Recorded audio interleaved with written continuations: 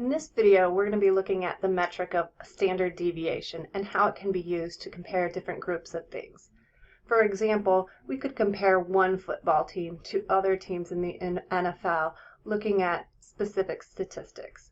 Or, for example, we could compare Kim Kardashian's IQ to other celebrities that we collect IQs of. We would use the standard deviation to calculate a metric of how unusual Kim Kardashian's IQ is, and that's how the standard deviation is used as a ruler. So let's remember how the standard deviation is calculated. The standard deviation is just the distance that each observation is from its average. And then that is squared, and all of the observations are summed up and divided by the number of observations. So for example, if you had collected the IQ of 100 celebrities, N would be those 100 celebrities, Y would be each of their observations, Y bar is their average IQ, and then you can look at how much each celebrity's IQ deviates from that average. And the standard deviation then is a measure of how much the average deviation is. Remember that deviation is just the departing from what the average is, and that's what this part is calculating, and then we just average with the bottom denominator, and that's what gives us the standardization. So it's really just a measure of how different each of the IQs of those celebrities are. So how is this metric useful? Well, it's useful when we really want to compare different groups of things. So we can compare maybe different test scores or different things that are in different units. And we can do this through what's called the z-score. The z-score is unitless, and so we can compare across different groups of things. The way the z-score is calculated is by taking each observation, subtracting it from the mean, and then dividing by the standard deviation. Therefore, a z-score can be calculated for every single observation in your data set. And then we can look at how unusual each of the different data points are. So let's go over an example of how a z-score is calculated. Here I have an example of test scores from students of a previous class, and you can see that I've ordered the students from lowest to highest of their class grade, and I've hidden the identification of the students. To calculate the z-score, the first two statistics that we need are the average and the standard deviation. We can calculate the average in Excel, and what the code for that is equals average, and then we're going to highlight the range of cells of our data set, and those all have to be connected. We can do that again for the standard deviation as well, so equals STDEV, open parentheses, and then we're just going to highlight the data, and our data has to all be contiguous. So now we can see that the average test score is 73.6, and the average standard deviation is 13.43. So now that we have the average and the standard deviation, we can use these two summary statistics to calculate the z-score for every single observation. To start, we're going to take the first observation and subtract the average from it, divide by the standard deviation, so the total difference has to be divided by the standard deviation, and that will give us a z-score of negative 5.3 for this first student. We can go ahead and do this for every single student then. So the second lowest score is 51, and we're going to subtract that from the average and dividing that difference by the standard deviation. Their z-score, you can see, is slightly higher at being only negative 1.6. So I can calculate a z-score for every single observation, and I can do this by, if I put this dollar sign next to the average and the standard deviation, that's going to hold that position so it doesn't change as I drag this down. And this will calculate the z-score for every single observation. You can see that as I click down, the only thing that changes is the observation that it's observing, while the average and standard deviation don't change.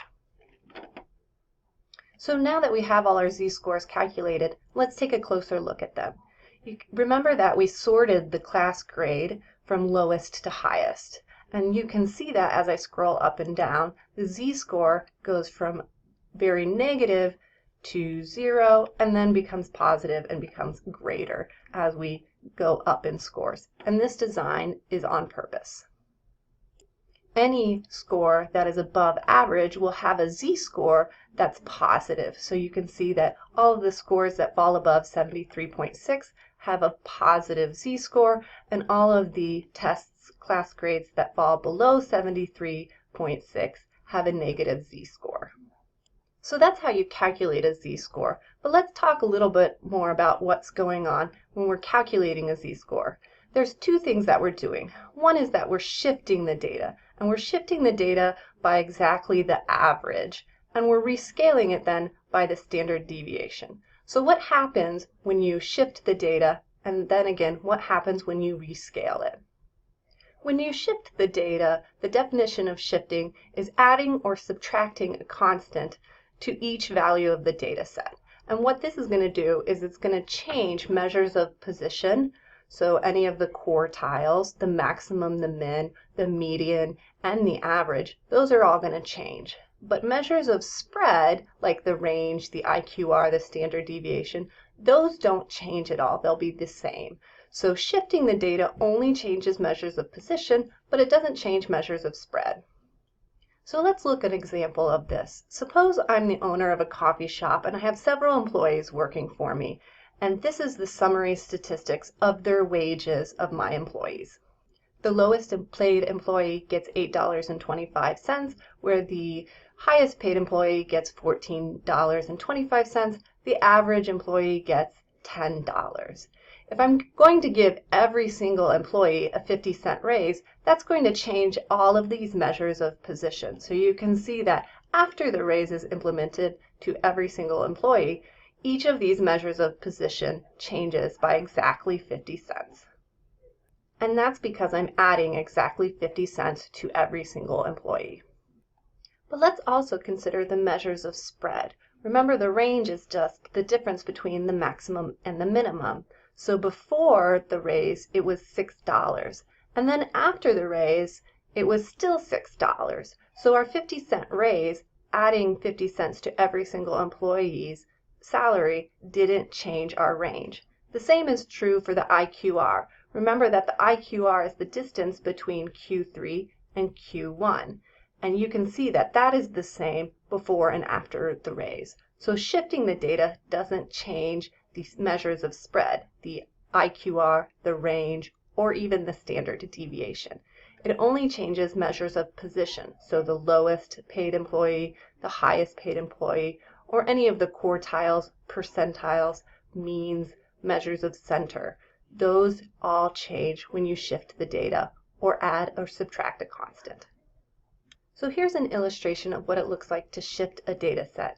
Here we have the observation of 100 men's weight.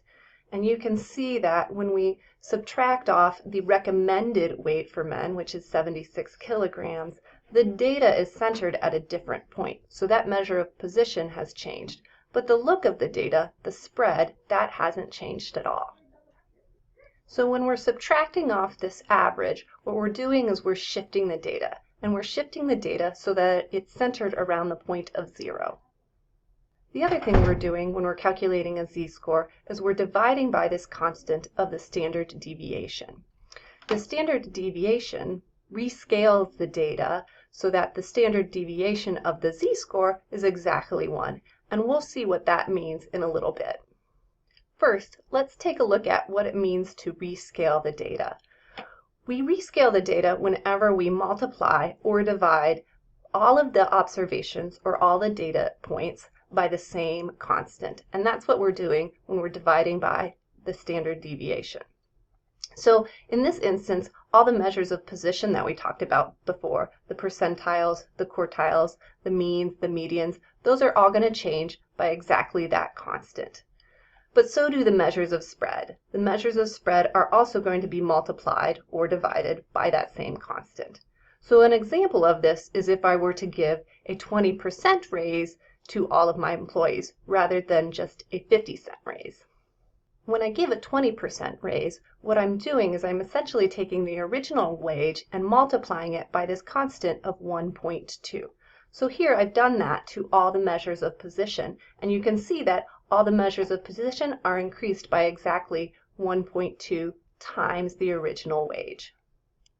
But let's also look at how this multiplication and division affects our measures of spread.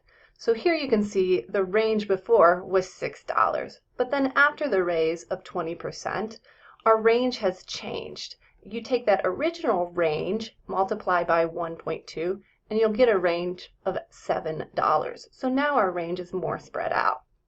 The same thing is true for the IQR.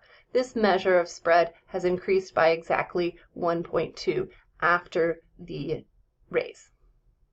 So the raise of 20% has increased each of the wages by taking that original wage and multiplying it by 1.2 for all the measures of position, but it has also done this for all of our measures of spread as well.